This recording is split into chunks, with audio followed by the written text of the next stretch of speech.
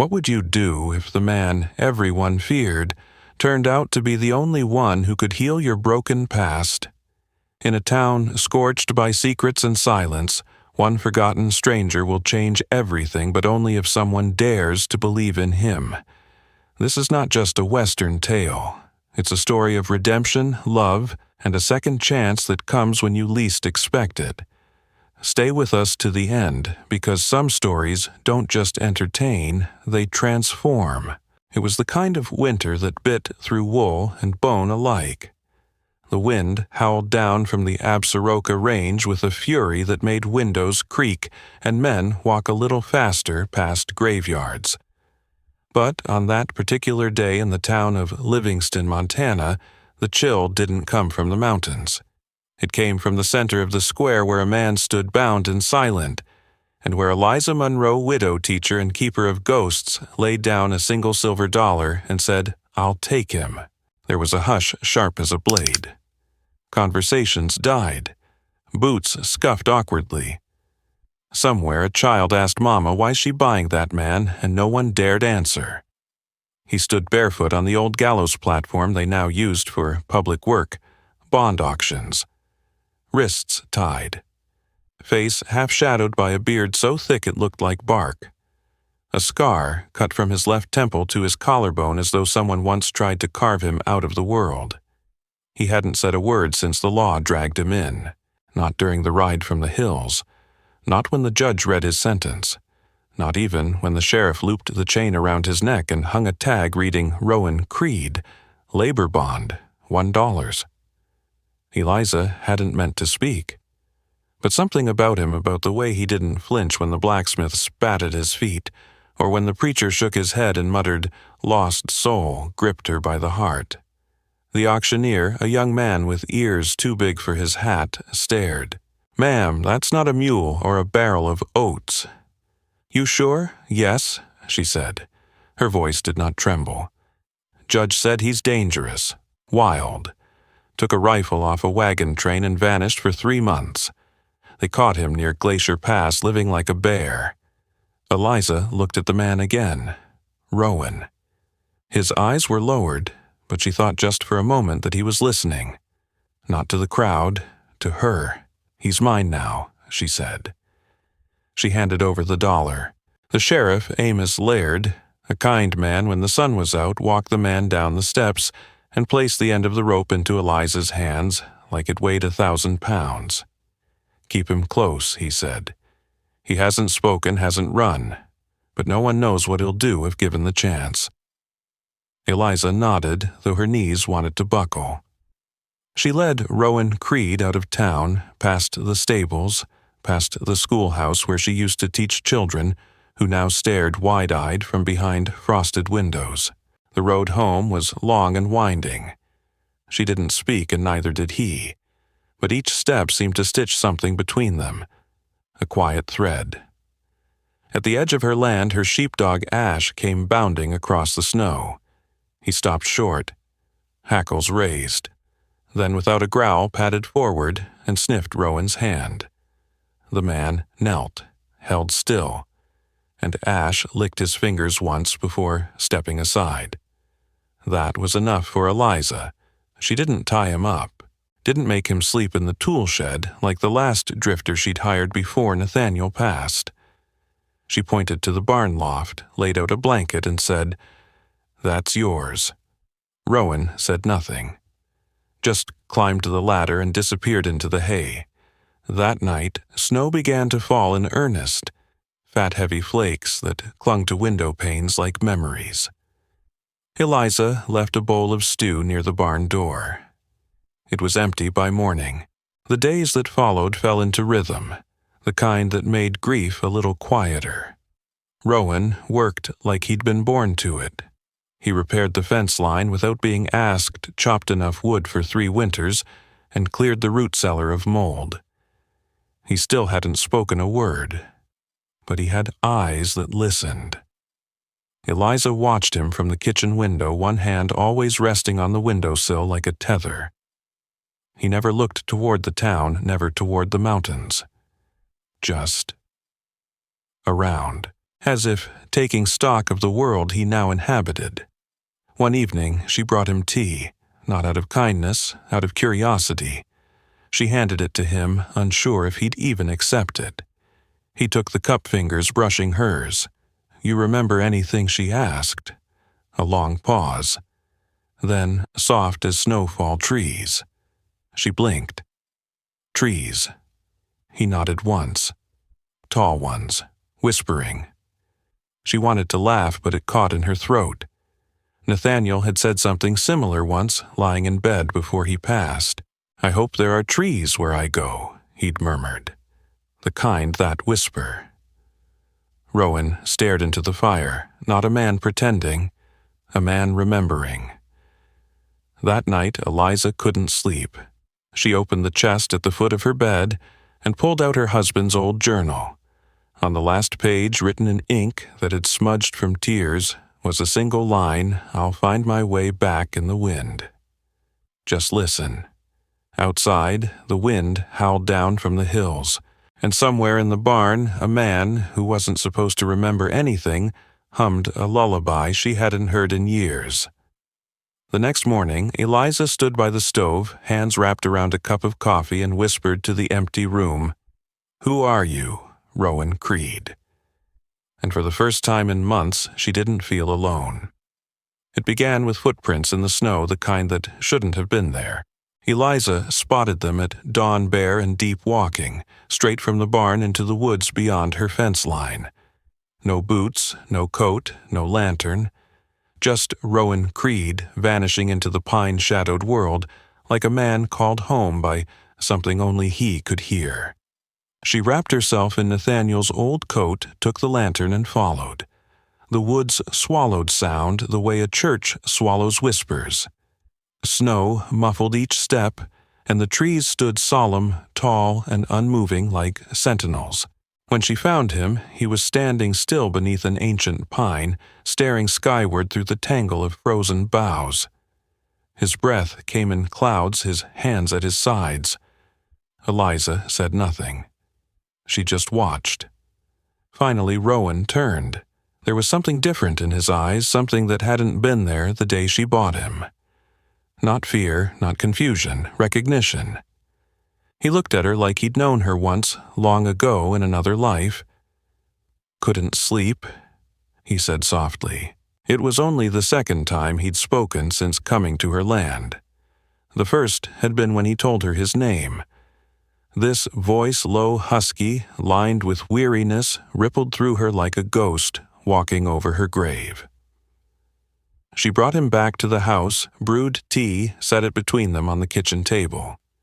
He didn't drink. Just cupped it between his palms like he was warming something deeper than his skin. "Do you remember anything more?" she asked. "I dream," he said, after a long pause, "but I don't know if they're mine." That night, Eliza opened an old leather-bound notebook she hadn't touched in years, not since Nathaniel. She began writing again. Not grocery lists or to-do items, no. She started recording the things Rowan said in sleep. Odd phrases, names of people she'd never heard of, pieces of songs long forgotten. But one line chilled her to her bones. "Tell her not to cry. The fields will bloom again." Nathaniel had whispered that to her the night they buried the cradle under the garden tree. She'd never spoken those words aloud to anyone else. Days passed, then a week. Rowan didn't pry. He worked. Quietly, steadily, as though trying to repay something he couldn't name.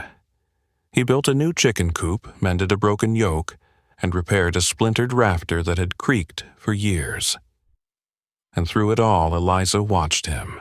One afternoon, while fixing the barn roof, Rowan drove, a nail paused and murmured, "That one'll split." Too much tension. She raised a brow. "You sure I can feel it?" She checked. The wood had hairline cracks. He was right. That evening, he took out a harmonica. Old and worn, the wood smooth from time. The notes he played drifted out into the snow like smoke. A slow, wistful melody. Eliza dropped her knitting. She knew that tune. Nathaniel's lullaby. She stepped into the barn, heart pounding. "Where did you hear that?" Rowan looked at her confused. "It's just a song I know. It comes back to me sometimes, in pieces." She left, shaking. The harmonica tune followed her down the hall like a memory refusing to fade. Later that week, she caught him staring at the cradle marker in the garden. He didn't touch it, didn't speak, but his hands clenched at his sides, knuckles white. He began calling Ash by name, though she'd never told him. Found her spare lantern oil without asking. Caught the loaf before it burned and muttered, "3 count, then turn." Nathaniel's old phrase. One Sunday, Eliza found him behind the barn, sitting beneath the walnut tree. He was carving something into the bark, slow and deliberate. "Remember the sunflowers." Her breath caught. That was her place. The patch behind the barn where wild sunflowers grew, where she'd cried until she couldn't breathe the day the baby was lost. No one knew about it. Not even Nathaniel had ever seen her there. "How do you?" she started. He shrugged. "I don't know, I just do." She didn't press further. Instead, she asked him the next morning to help her till the garden. "Nothing grows here anymore," she told him. He knelt, fingers pressing into the earth. "It's not dead," he said, "just grieving." They worked side by side in silence. Seeds went into soil. Soil clung to their boots, and something began to ease inside her. Rowan's silence didn't bother her now. It filled in places she hadn't known were empty. Weeks passed. Snow melted. Green returned. One night, she found him in the parlor staring at a faded photograph of her and Nathaniel on their wedding day. He didn't say a word, just nodded once as though he understood. "Do you believe in second chances?" she asked. Rowan didn't answer right away. Then he whispered, "I believe some memories choose you, whether you want them or not." The next morning, Eliza caught him leaving an old tin box on the porch. Inside were hand-carved toys. A tiny horse, a bird, a sunflower. She never asked why. Later that afternoon, while sorting old linens, she found one of Nathaniel's letters she hadn't seen in years, wedged between the floorboards. It read, "If I forget everything else, I will still remember how you looked beneath the pines." She closed her eyes, trembling, and she knew. Rowan Creed wasn't just remembering pieces of a lost life. He was carrying echoes that had never truly gone silent. And for the first time since Nathaniel's death, Eliza believed in spring again. Trouble didn't ride into Livingston like a storm. It crept in slow, like smoke under a door, seeping into places folks thought were safe. It began with a letter, folded, yellowed, unsigned. Eliza found it nailed to the barn door one morning. Just 4 words scrawled in black ink that ran with the morning dew. "He doesn't belong here." She stood staring at it as Rowan came up from the stream carrying 2 buckets of water. He didn't speak, just looked at the letter, then at her, and set the buckets down without a word. But something in his shoulders went rigid, like a bow drawn too tight. That was the first warning. The second came a few days later when Bernard Knox showed up. He was the kind of man whose boots shone too much for a cattle town, and whose handshake felt more like a warning than a greeting. He rode a black gelding with fire in its eyes, and wore a vest stitched in Denver, not made in Montana. He found Eliza outside the general store, arms full of flour sacks. "Miss Monroe," he said, tipping his hat, "you've got something on your land that doesn't belong to you." "I own my land outright," she replied, lifting her chin. Not talking about the land, talking about the man. He leaned closer, breath sour with cigars. "His name's not Rowan Creed. It's Heath Wilder. Escaped convict, fugitive, dangerous." She didn't blink. "And you came all the way here to deliver that news?" Knox smirked. "I came to reclaim company property." He was working Iron Crest's mine before he vanished. Took a dynamite pack and a ledger book. People got hurt. You mean people died, she said, voice steady. Knox's smile faded. That man's a spark, waiting to catch. Be smart, Miss Monroe. Don't get burned. But it wasn't fear that stirred in Eliza's chest, it was fury. Not just at the stranger who thought he could bully her, but at the idea that Rowan, quiet, haunted Rowan, could ever be the monster this man described. She found Rowan by the shed mending a bridle. She told him what Knox said. He went still. Then, after a long silence, I remember fire. Smoke. Screams. But not what came before. Not my hands lighting anything. He looked at her then with something broken and searching in his eyes. You think I could have done that? She didn't answer. She stepped forward and wrapped her arms around him, resting her cheek against his shoulder. I think, whatever happened, it wasn't who you are now. That night the barn caught fire. They woke to the scent of smoke and ash barking madly. Flames licked the sky orange against the black. Rowan burst through the door with water pails. Eliza joined him, sleeves soaked, face streaked with ash. They worked side by side until dawn. The barn was scorched but standing. The fire had started at the back near the stacked hay.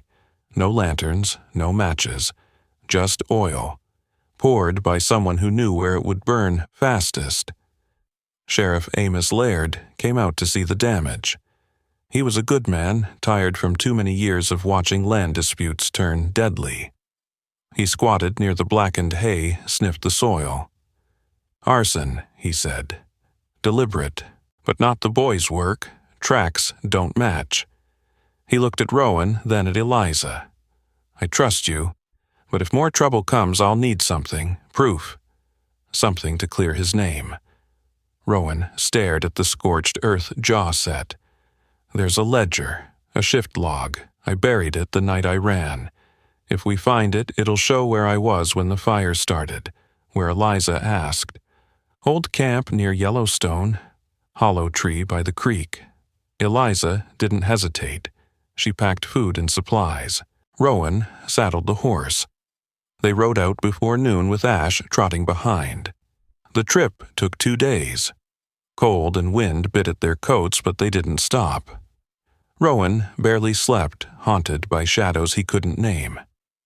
When they reached the creek, the tree was still there, half dead, leaning like it was hiding something. He dug with bare hands, fingers red and raw. Finally, he struck metal. A rusted tin box. Inside, a stained ledger. Rowan opened it. His breath caught. Here. My name. January 3rd, Site C. Logged in 6 p.m., out at 6 a.m. Eliza took the book eyes, scanning the faded ink. The fire was at Site A, wasn't it? He nodded. 3 miles away. They rode back through wind and sleet, the ledger wrapped in oilcloth. Sheriff Laird took it, eyes scanning the proof. This'll do, he said. I'll send it to the judge in Bozeman. You're not a fugitive anymore, Rowan. Rowan didn't smile. He just looked at Eliza. But freedom didn't feel like a sunrise. It felt like a weight lifted too late. That evening, Knox returned with 2 hired guns. He stood at the fence, voice smug. You think a piece of paper changes everything? Eliza stepped forward. It changes enough. Knox narrowed his eyes. I'll be back. But Eliza, standing beside the man she once bought for $1, no longer felt like someone waiting for grief to pass. She felt like someone who'd learned how to fight fire with truth, with memory, with love, and behind her, the valley breathed again. The quiet that followed their return wasn't peace, it was the breath before a storm. Eliza felt it in the way the wind paused at the porch steps, and how Ash slept with one eye open near Rowan's boots. It was the silence of a town holding its breath, waiting to see if the past they had tried to bury would claw its way back into the light. Sheriff Laird had sent the ledger to Bozeman. The judge's word was due any day, but the waiting gnawed at Rowan like rust at the hinges of his soul. He spent long hours mending what didn't need mending. The barn door, the fence rail, a cracked handle on Eliza's kettle, always moving as if standing still might let the memories catch him. Eliza watched him from the kitchen window, a soft ache behind her ribs. He wasn't the same man she'd brought home in chains. There was warmth in him now, a quiet care that showed in how he set the table, or how he walked slower when she limped in the garden. But there were still nights when he'd vanish into the trees, returning with his shirt damp from dew, and his eyes distant like he'd been somewhere far beyond Montana. Then, one morning, the past arrived on horseback. A lean figure rode through town with dust in his hair and a letter in his hand. Declan Voss, a bounty hunter whispered about in border towns, known more for his silence than his pistol. He didn't smile, didn't nod. Just handed the sheriff a sealed envelope and rode out to Eliza's homestead without waiting for invitation. Rowan saw him first. They stood in the yard like ghosts from rival stories. Voss tall and pale, a limp in his left leg, and a reputation like storm clouds. Rowan, still as stone sleeves rolled up earth under his fingernails. "I came for a man named Wilder Voss," said simply. "That man is gone," Eliza said, stepping between them. "And he was never guilty." Voss tilted his head. "The judge may disagree. He has the ledger," Rowan said. "The truth." Voss studied him. "Truth doesn't stop bullets, but it slows my hand." He left that night without taking Rowan, but the message was clear. Time was running out.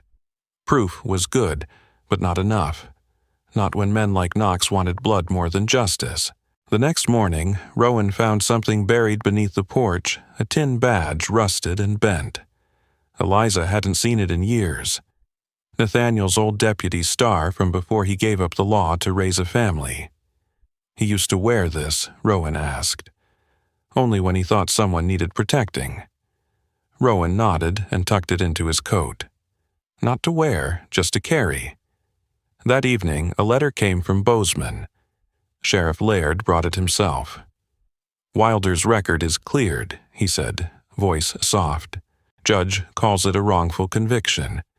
Says the mine falsified logs to cover up poor safety. They knew. They let him take the fall." Eliza's knees gave out.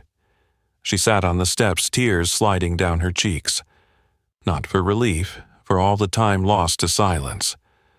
Rowan didn't speak. He just stood there, hands-clenched, eyes fixed on the horizon. "You're free," the sheriff said. But the word felt hollow. Because freedom wasn't just about papers, it was about what a man believed about himself, and Rowan wasn't sure what he believed anymore.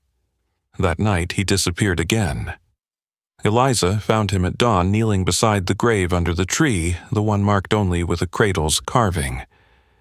He was weeping. Quiet, gut-deep sobs that came from a place beyond memory. She knelt beside him, arms around his shoulders, and they cried together for everything they had lost, for what might never be remembered. "Do you think I was a bad man?" he asked. "No," she said. "I think you were a broken man, and broken things can be mended." That day, Rowan began to write. Not letters, not confessions, just stories, memories as they came to him. A face, a town, the way rain smelled on coal dust. Eliza helped filling in the gaps, asking questions, stitching a tapestry out of half-remembered threads. They built a bench beneath the walnut tree and began holding readings every Sunday. Children came, then old folks, then the mayor's wife. Rowan told them stories not just of fire and loss, but of rebuilding, of finding one's place even after forgetting who you were. He carved birds for the children, planted lavender near the porch, built a new cradle, not because he needed it, but because he wanted to honor the one they'd lost. One evening, a stranger stopped by, an old miner from Iron Crest. His hands shook as he pulled off his hat. "I remember you," he said. "You pulled me from the blast. Saved my leg. They said you ran, but you didn't. You stayed until the fire took half your face." Rowan said nothing, just nodded once, tears in his eyes. That night, Eliza held his hand beneath the stars. The wind whispered through the trees, and somewhere in the distance an owl called. "You're not forgotten," she whispered.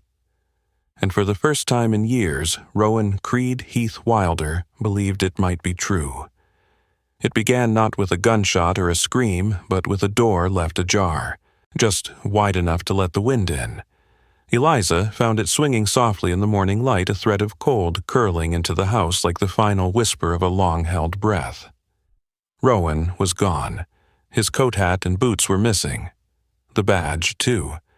Only the harmonica remained resting atop a note scrawled in a rough handwriting.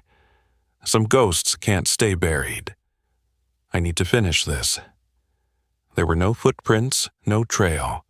Just the emptiness of departure. Eliza stood in the doorway staring at the line where frost met sunlight. She didn't cry. She packed her bag. Declan Voss had returned. Not with handcuffs this time, but a favor. "I don't hunt ghosts," he'd said, voice quiet. "But I owe Wilder. I'll ride east. You ride west. He'll be somewhere in between." Rowan had gone to Iron Crest. Eliza knew it the way a sparrow knows the wind. The town that had taken everything from him and from her, too. The place of fire silence and unspoken blame. She reached the old mining camp by dusk. The buildings were barely standing broken skeletons of greed and smoke. And there, among the rubble, she found him. He stood in the ruins of the foreman's cabin, staring at the scorched ledger now pinned to the wall with a miner's nail. The place smelled of old smoke and wet stone. "They made it look like I did it," he said without turning. "They planted the charges. I watched the blast from the ridge. Couldn't stop it." Eliza stepped beside him. "And you stayed anyway. Saved men who cursed your name. I thought if I ran the guilt would fade, but it just followed me." She took his hand. "It only fades when it's shared." That night they lit a fire in the center of the camp and burned the last of the false reports, the falsified logs.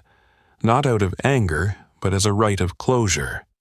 Flames danced like spirits in the wind, and for the first time Rowan sat beside them without flinching.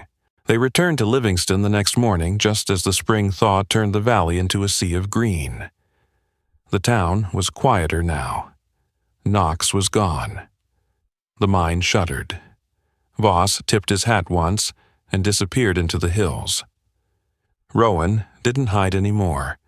He walked to the church on Sundays, helped rebuild the schoolhouse, and spoke to the mayor without lowering his gaze. He even taught a young boy how to carve a whistle from pine.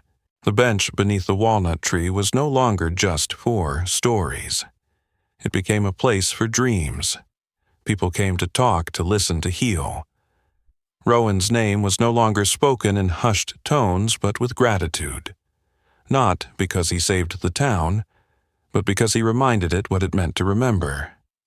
One summer morning, Eliza woke to the sound of laughter. Children were playing near the garden. Rowan was chasing Ash, who barked like a pup again. The air smelled of sun-warmed earth and wildflowers. She walked outside and stood by the cradle's tree. Rowan joined her, brushing dust from his sleeves. "You think he'd be proud?" he asked. Eliza looked up at the branches swaying above them. "He already is." Rowan held her hand. "Then, let's keep building." And they did. They planted new crops, repainted the house, built a small library in the back room where folks could borrow books or leave behind pieces of their own stories. One autumn, Eliza published a book of Rowan's writings, short tales, memories, musings on loss and love. It was called The Silent Rider. It didn't sell many copies, but it became a favorite among travelers passing through. They'd read it by lamplight and leave notes on the porch rail. "This story saved me," one said. "This story helped me come home." The years passed, slowly, kindly. Rowan aged into the quiet, not with bitterness but with peace. His hands, once calloused with regret, softened with purpose.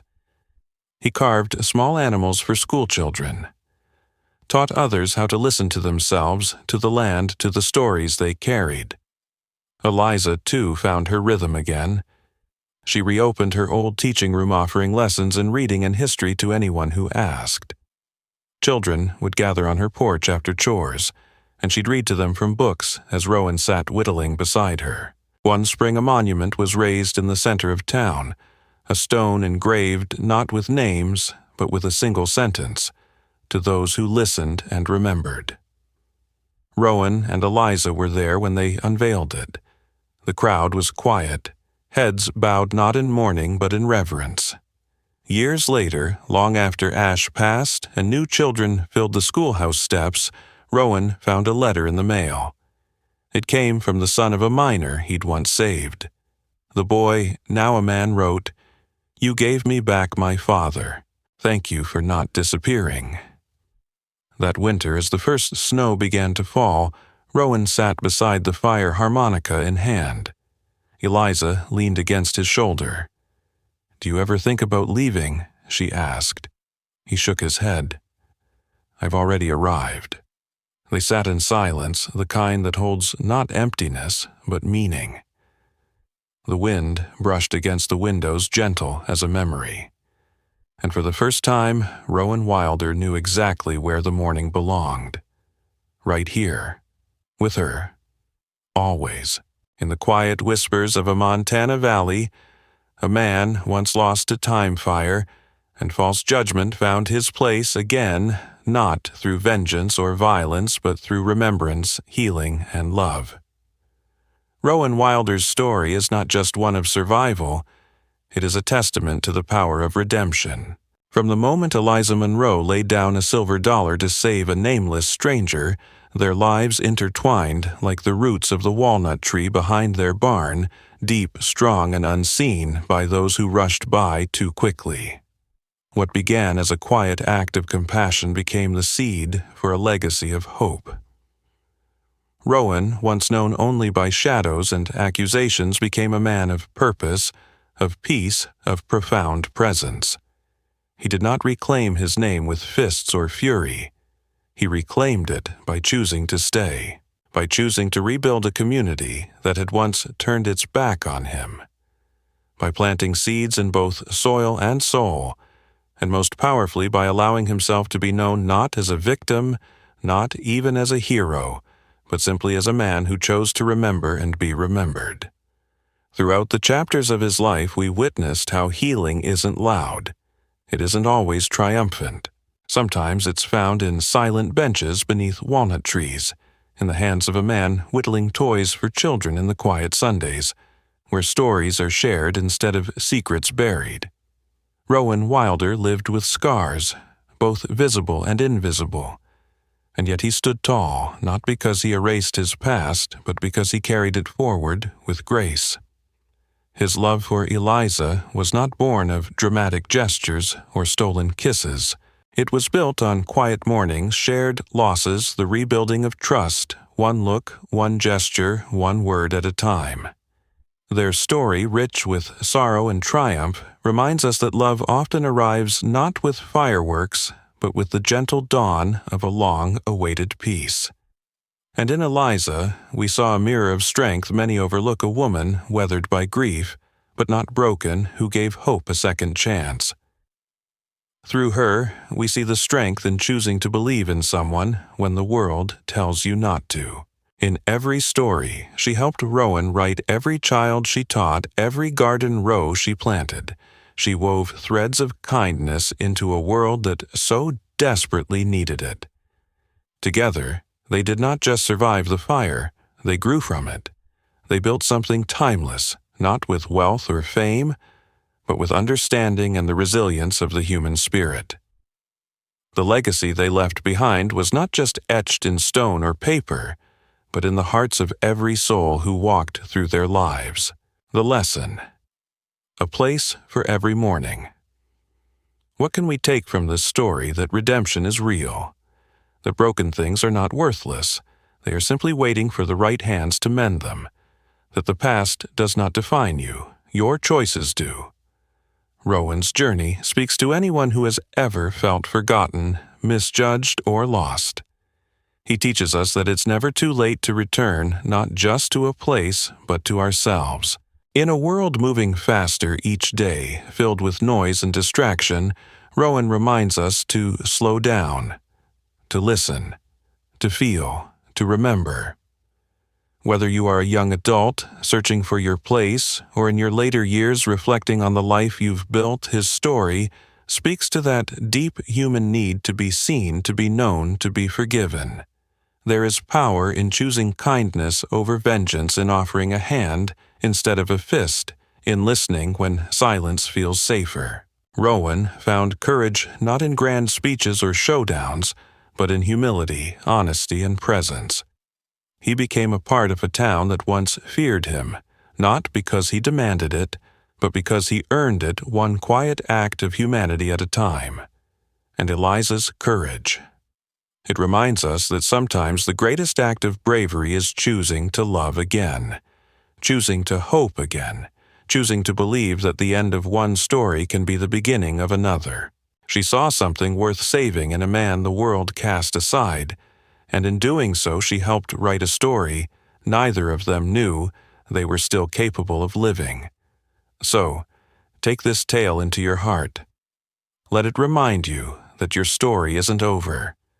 There's always another morning, another chapter, another chance to carve something beautiful from what's been broken. Whether it's reconnecting with a loved one, mending old wounds, or finding purpose after loss, Rowan's journey reminds us that the dawn always comes. Life is not about the flawless arc, it's about the moments that shape us, break us, and put us back together. And sometimes the strongest stories grow from the softest beginnings, a hand held out in silence, a cradle carved in sorrow, a bench shared in memory. If this story moved you, if it made you think, feel, or remember, please support us by subscribing to our channel. Your encouragement helps us bring more stories like Rowan's to life. More tales of courage, redemption, and the human spirit. Let's keep these stories alive. Let's honor those who came before us by remembering them. And let's build something worthy for those who come next. Because in the end, we all carry echoes of the forgotten, and we all deserve a place where the morning belongs. Thank you for riding with us. The next legend awaits.